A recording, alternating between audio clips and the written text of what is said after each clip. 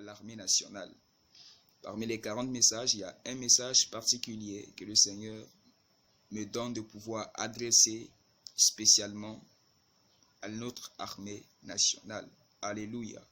Nous allons prier le Seigneur et après nous allons lire quelques références avant de pouvoir entrer dans le vif de notre message. Alléluia. Prions au nom de Jésus. Éternel Dieu Tout-Puissant, je te dis merci. Merci Seigneur pour ta parole que tu veux envoyer. Merci Seigneur d'avoir disposé nos cœurs. Merci pour le Saint-Esprit que tu nous as envoyé. Sans ton Esprit Saint, nous ne pouvons rien faire. Esprit de Dieu, c'est toi qui es l'enseignant par excellence. Viens, enseigne-nous, dispose nos cœurs. Dans le nom puissant, nom de Jésus, nous t'avons ainsi prié. Amen. Alléluia. Nous allons lire le livre de Jean au chapitre 14 à partir du verset 27. Jean 14, c'est ça, Jean 14, 27. Ouais. Nous sommes dans le livre de Jean au chapitre 14 à partir du verset 27. La Bible dit, « Je vous laisse la paix, je vous donne ma paix. Je ne vous donne pas comme le monde donne. » Alléluia. Je lis, « Je vous laisse la paix, je vous donne ma paix. Je ne vous donne pas comme le monde donne. Que votre cœur ne se trouble point et ne s'alarme point. » Alléluia. Là, c'est Jésus qui est en train de parler à ses disciples. Il a dit, je vous donne ma paix, je vous laisse ma paix. Et la paix que je vous donne, le monde ne vous donne pas comme moi, je vous la donne. Alléluia. Je pense qu'on connaît plus ou moins ce verset qui parle de la paix que Dieu donne, le monde ne donne pas comme Dieu donne. Alléluia. Et quand j'ai lu ce verset, j'ai commencé à me poser des questions. Parce que dans ce verset, vous voyez, la Bible dit, Jésus dit, je vous donne ma paix, mais pas comme le monde vous donne. Alors la question que je me suis posée, mais comment le monde nous donne sa paix? La paix de Dieu est comment? Et la paix du monde aussi est comment? De quelle manière le monde nous donne la paix? Alléluia. Et du coup, j'ai eu à réfléchir que la paix vient dans une nation, ou la paix vient dans une nation aussi par le concours de l'armée de cette nation. Quand dans une nation, il y a une armée, cette armée protège les intérêts de cette nation. Cette armée est appelée à assurer la paix, la sécurité dans la nation. Donc, dans ce verset, quand on lit, Jésus dit, je vous donne ma paix, pas comme le monde vous donne. C'est-à-dire, le monde nous donne la paix aussi au travers de l'armée dans chaque nation. Alléluia. Si dans une nation, il y a de l'armée, cette armée assure la paix comme je viens à peine de vous dire. Alléluia. Est-ce que je parle à quelqu'un? Alléluia.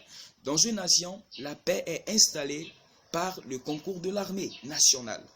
Alléluia.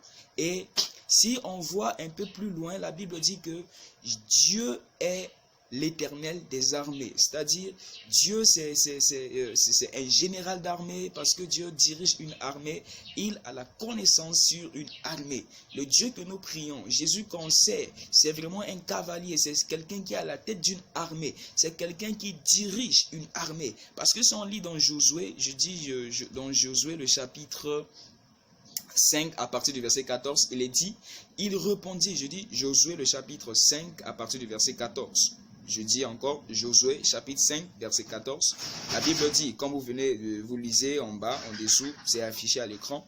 Il répondit, non, mais je suis le chef de l'armée de l'Éternel. J'arrive maintenant. Josué tomba le visage contre terre, se prosterna et il dit, qu'est-ce que mon Seigneur dit à son serviteur? Je répète, il répondit, non, mais je suis le chef de l'armée de l'Éternel. C'est-à-dire, l'Éternel dirige une armée. L'Éternel a une armée. C'est plus ou moins un général d'armée. Alléluia. Le Dieu que nous prions, le Dieu que nous adorons, le Dieu que nous servons, c'est un chef d'armée. C'est un général d'armée. Au-dessous de lui, il dirige une grande armée. Ce qui veut dire que si dans une nation, si l'armée nationale prend Dieu comme leur appui, cela amène une sécurité, cela amène une assurance dans l'armée. Alléluia. Alors le message que Dieu me donne pour dire à notre armée, c'est que notre armée nationale doit craindre l'Éternel. Parce que l'Éternel, c'est le Dieu d'armée. L'Éternel, c'est un général d'armée. L'Éternel dirige une armée. Si l'armée craint l'Éternel, si l'armée a peur de Dieu, si l'armée respecte Dieu, la main de Dieu sera sur cette armée. Dieu va protéger cette armée, Dieu va doter de connaissances, Dieu va doter de sagesse cette armée de faire face à certains challenges, à certaines situations. Alléluia. Nous devons comprendre que l'Éternel, c'est un Dieu d'armée. L'Éternel dirige une armée. L'Éternel a une connaissance, a une capacité de diriger une armée. S'il a pu diriger une armée des anges, à combien de fois plus forte raison, il peut aussi diriger l'armée dans une nation. Alléluia. Mais si, avant de partir au combat, l'armée de la nation font des pratiques, se confie à certains sectes, se confie à certains fétichismes, se confie à certaines pratiques occultes avant de se lancer dans une armée. Bien-aimés frères et sœurs, si on dit la Centrafrique est pour Jésus et que notre armée n'est pas pour Jésus, vraiment, cela constitue un danger pour notre pays. Dieu nous dit ce matin, chère armée centrafricaine, confiez-vous à l'Éternel des armées. Confiez-vous à l'Éternel des armées. C'est lui qui a la connaissance. C'est lui qui peut vous équiper. Mais oui, le gouvernement peut vous équiper avec les matériels. Mais lorsque Dieu est là, il peut vous protéger face au combat. S'il a pu délivrer, s'il a pu protéger le peuple d'Israël contre les Philistins, il peut aussi protéger notre armée. Sachez que Dieu est l'Éternel des armées. Confiez-vous à l'Éternel. Respectez-lui. Honorez Dieu et il va aussi vous honorer lorsque vous êtes sur le terrain. Alléluia. Donc, le message que Dieu me donne, arrêtez de vous confier à d'autres pratiques avant d'aller sur le terrain. C'est peut-être d'aller sur le terrain. Vous avez peut-être vos chaînes, vous avez, je ne sais plus trop ce que vous pouvez attacher au-dessus de vos tenues pour vous protéger et tout, vos petits dieux. Cela, ce n'est pas ça qui va assurer votre protection. Ce qui peut assurer votre protection, c'est l'Éternel des armées. Alléluia. Est-ce que je parle à quelqu'un ou est-ce que quelqu'un me suit? Donc, mon exhortation ce matin interpelle l'armée nationale à prendre Dieu comme leur appui, à prendre Dieu comme leur socle, et ce Dieu va vous délivrer contre vos adversaires. S'il y a un vent violent impétueux qui arrive, chère armée centrafricaine, si l'Éternel est votre secours, si l'Éternel est votre bannière, l'Éternel va vous délivrer de la main de vos ennemis. Alléluia. Est-ce que je parle à quelqu'un? Alors nous allons lire aussi une référence dans le livre de Genèse chapitre 14 à partir du verset 14. Genèse 14 verset 14. Cela est affiché à l'écran. La Bible dit, dès que Abraham eut appris que son neveu avait été capturé, il arma 318 de ses serviteurs, de ses plus braves serviteurs, nés dans sa maison. Il poursuivit les rois jusqu'à Dan. Je répète, comme c'est affiché, dès que Abraham eut appris que son neveu avait été capturé, il arma 318 de ses plus braves serviteurs, nés dans sa maison. Il poursuivit les rois jusqu'à Dan. Alléluia. Il y a certaines pratiques qui se passent au sein de notre armée que Dieu veut vraiment nous mettre en garde. Première alerte. Vous allez convenir avec moi que de temps en temps, on fait des concours d'entrée à la gendarmerie, des concours où des personnes déposent des dossiers afin de tenir la guardia armée et tout.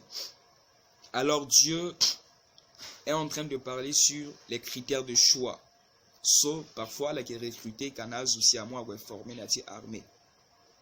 Donc, le verset qu'on vient à peine de lire ici, on dit que Tonso Abraham, le Mateba a capturé neveu-tilo.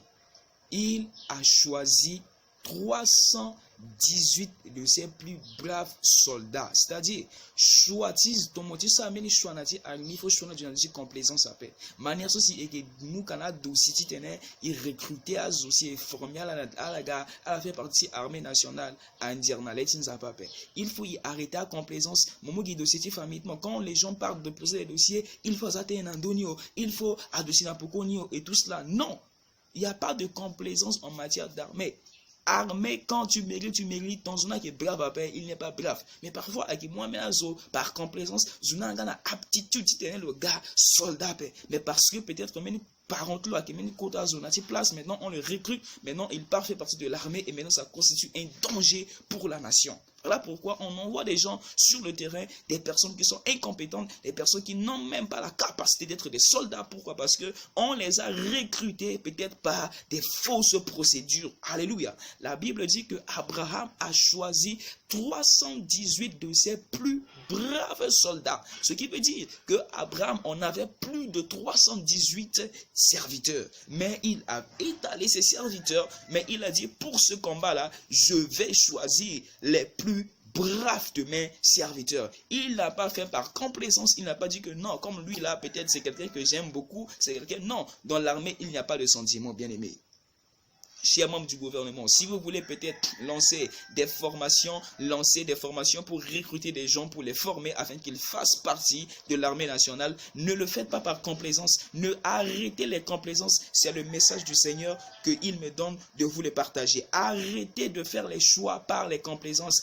Écoutez, si je ne sais pas s'il y a un militaire, il y a un soldat qui est en train de m'écouter, tu es entré dans l'armée par quelle procédure? Est-ce que c'est ton cousin? Est-ce que c'est ton oncle? C'est à cause de ton oncle ou de ta maman ou de qui a fait en sorte que tu te retrouves actuellement au milieu de l'armée nationale? Cela ne marche pas. L'armée nationale, quand tu mérites. Quand tu n'es pas apte pour faire l'armée, tu n'es pas apte pour faire l'armée. Si tu es apte pour faire l'armée, tu es apte pour faire l'armée. Mais aujourd'hui, on rentre dans l'armée nationale, on rentre dans la gendarmerie, on rentre dans la force armée par des moyens et des procédures que Dieu n'approuve pas. Et si on fait des faussetés dans le tirage, dans le choix ou dans le recrutement, cela veut dire que l'Éternel n'est pas le Dieu de notre armée nationale. Et lorsque l'Éternel n'est pas le Dieu de notre armée nationale, ça constitue un danger pour notre pays. Parce que nous avons donné la Centrafrique à l'Éternel. Nous avons donné la Centrafrique à Dieu. Si la Centrafrique est déjà pour l'Éternel, ce qui veut dire que tout ce qu'on doit faire, on doit le faire dans la crainte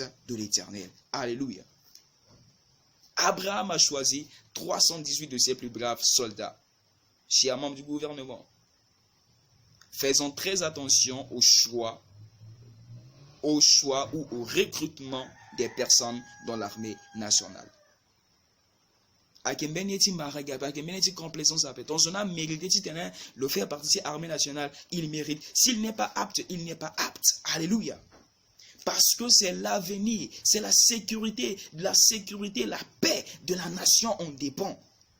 On recrute des gens incompétents parce que il y a une connaissance et une relation. Si tu es à Samapa ou à Zaten dans notre dossier et ça fait en sorte qu'aujourd'hui on ferme des incompétents, on les envoie sur le terrain et ils n'arrivent pas à assumer ou à assurer leur rôle. C'est pas de leur faute. Ils ont été recrutés par des mauvaises manières, par des mauvaises critères de choix, ce qui fait en sorte que le pays en souffre et le pays en dépend. Alléluia. Est-ce que je parle à quelqu'un? Avec le premier message, c'est la première alerte que Dieu dit en ce qui concerne notre armée. Tout commence par le choix, tout commence par le recrutement. Alors, il lancé le concours de gendarmerie Fafatso. Sur quels critères de recrutement? Est-ce qu'il respecte ni? Si on respecte, gloire à Dieu. Mais si au cas où on est dans certaines louches, on est entré dans certaines pratiques de recrutement et qui ne confesse pas et qui n'honore pas Dieu, on doit arrêter. Parce que si on ne l'arrête pas, bien aimés frères et sœurs, ça constitue un danger pour notre pays, la Centrafrique. Alléluia. Alors, deuxième alerte que Dieu me donne pour pouvoir donner. En termes de deuxième alerte, je vais lire. Nous allons lire dans le livre de Ézéchiel, chapitre 21, à partir de verset 15. Ézéchiel 21, à partir de verset 15. Ézéchiel 21, à partir de verset 15. voyez comme c'est affiché, il est dit, c'est pour massacrer qu'elle est aiguisée, c'est pour lancer des éclairs qu'elle est polie. Voilà, je vais m'appesantir seulement sur cette partie qui dit, c'est pour massacrer qu'elle est aiguisée et c'est pour lancer des éclairs qu'elle est polie. Le L qui est mis ici est mis pour l'épée, est mis pour l'arme. Très souvent, écoutez-moi, si dans une armée, on n'utilise pas l'arme pour défendre les intérêts de la nation, je dis, l'arme qu'on utilise dans mon gombe, à mon âme, à mon soldat, buti gombe na keda, buti arme na keda, quand on te donne l'arme à un soldat, quand on te remet l'arme au nom du gouvernement, au nom de la nation, c'est pour protéger, c'est pour défendre les intérêts de la nation. Mais maintenant, à mon gouvernement, mon soldat, il n'a pas quartier, il m'a gobeni et qui braqué encore un citoyen, il m'a encore gobeni et qui menacé à zo, on intimide les gens avec l'arme. Non, l'arme, comme dit dans Ézéchiel, l'arme a été aiguisée pour massacrer. C'est-à-dire qu'il y a un but. L'arme, on te donne, l'arme t'a donné pour protéger les citoyens et non pour attaquer les citoyens. Alléluia. Tout cela attire la colère de Dieu. On doit arrêter avec ces actions. Alléluia. Mais c'est que on lui donne de l'arme pour protéger le pays, pour protéger les citoyens. Mais on prend encore ces armes pour intimider avec les gens. Alléluia. Ce qui fait en sorte que cela n'est pas trop bien. Beaucoup de citoyens en sont témoins. Il y a certains militaires, il y a certains soldats. Soit moi là, ça, peut-être pour contrôler les véhicules et tout cela là, on essaie d'intimider les gens avec l'arme. Les soldats sont devenus trop cupides maintenant et qui n'a amorti Gindia. Maintenant sur la route on escroque les gens. Pourquoi? Parce qu'on tient l'arme, on est là pour escroquer, même si soit qui n'a pas papier le vrai papier on a les tout cela là, on cherche toujours à lui faire soutirer de l'argent. Pourquoi l'armée nationale est trop cupide? Pourquoi nous sommes trop cupides en son trafic en ce qui concerne l'argent, beaucoup plus dans le domaine de l'armée? À un soldat, on lui remet l'arme, on lui met sur la route pour protéger les citoyens. Maintenant, il s'en sert de son arme, maintenant pour voler, il s'en sert de son arme pour escroquer, pour intimider, pour soustraire de l'argent injustement sur les gens. Un chauffeur de véhicule, il a tous ses papiers, il roule, il est là maintenant, il présente tous ses papiers. Mais au-delà de ces papiers qui sont en règle, vous faites de toute de votre manière pour lui faire soutirer de l'argent. Parce que vous détenez une arme. Non, on ne vous a pas donné l'arme pour escroquer. On ne vous a pas donné l'arme pour retirer de l'argent sur les citoyens. Vous devez arrêter avec ces pratiques. C'est le message du Seigneur. Je dis, vous devez arrêter avec ces pratiques. Ces pratiques ne sont pas les bonnes. Ces pratiques n'honorent pas Dieu. Si l'Éternel est le Dieu de votre armée, si l'Éternel est votre appui, si l'Éternel est votre base, Dieu n'approuve pas cela. Dieu n'approuve pas ce genre d'action. J'essaie de parler un peu sur ceux qui conduisent la moto, ceux qui font les taxis moto et tout cela. Ils en ont marre de ces policiers sur la route. Parfois, est-ce que ou qu'est-ce gouvernement? Vous faites bien ce que là où on vous a mis pour travailler, pour protéger les intérêts du pays. Faites-le dans la crainte du Seigneur. Faites-le dans la crainte du Seigneur. Je dis encore, faites-le dans la crainte du Seigneur. Alléluia. C'est ce que la Bible dit dans Ézéchiel. L'épée a été aiguisée pour massacrer. C'est pour lancer des éclairs qu'elle est polie. Il y a un but, il y a un objectif. Quand on vous remet l'arme, c'est pour un objectif bien déterminé. Alléluia. Et pour en finir, dans le livre de Luc, le chapitre 11, à partir du verset 21, affiché à l'écran toujours, lorsqu'un homme fort et bien armé garde sa maison, ses biens sont en sûreté.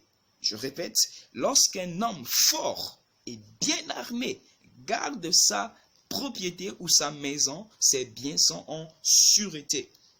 Là, j'encourage et j'apprécie l'initiative que le gouvernement est en train de faire avec la formation des soldats. Ah oui, c'est une bonne chose si dans une nation on forme les soldats, parce que ce verset dit, lorsqu'un homme est bien fort, est bien armé, être bien armé aussi c'est bien formé, bien équipé. Alléluia, l'équipement mental, l'équipement physique et tout. Lorsque un soldat est bien formé et bien armé, il garde sa propriété et ses biens sont en sûreté. Alléluia. Voilà pourquoi, chers membres du gouvernement, nous devons veiller sur la formation des soldats. On doit veiller sur la formation des militaires. Si ces militaires sont bien formés et bien équipés et bien armés, ils vont garder la nation. Dans le verset ici, il dit, l'homme là, il garde sa maison. Sa maison, c'est la Centrafrique. Sa maison, on peut faire allusion à une nation. On peut faire allusion à un territoire parce que la maison, c'est une zone géographique. Alléluia. Si les militaires sont bien armés, si les militaires sont bien formés et bien équipés, ils vont garder la nation. Et les biens de la nation seront en sûreté. Si aujourd'hui, la Centrafrique n'est pas bien protégée, il y a un problème d'absence de paix, absence de sécurité. Pourquoi? Parce qu'il n'y a pas une très bonne formation. Et ce qui est en train de cette vague de formation qui est en train de se lancer, nous encourageons, nous les hommes de Dieu, les serviteurs de Dieu, nous prions pour que cela puisse continuer afin que nos soldats soient bien formés et bien équipés et bien armés surtout. Les armes qu'on doit leur donner, ils doivent mériter ces armes qu'ils portent pour bien protéger les intérêts du pays, les intérêts de la nation, afin que nos intérêts sont en sûreté, comme dit dans le livre de Luc, le chapitre 11, à partir du verset 21. Alléluia. Ce message, c'est le message que Dieu me donne pour annoncer à notre armée nationale. En un mot, armée nationale, prenez Dieu comme votre appui, que Dieu soit votre appui parce qu'il est l'Éternel des armées. S'il a pu diriger ou s'il est actuellement en train de diriger une armée constituée des myriades des anges, à plus forte raison, il peut aussi diriger notre armée. Et si l'armée qui constitue une myriade que l'Éternel dirige, a pu vaincre vraiment les démons, les satanistes et tout, il peut aussi vraiment, s'il est avec vous, il peut vous donner la victoire lorsque vous êtes sur le terrain. C'est Dieu qui donne la victoire, quelles que soient vos compétences, quelles que soient vos connaissances, quelles que soient vos formations. Si Dieu n'est pas avec vous, vraiment,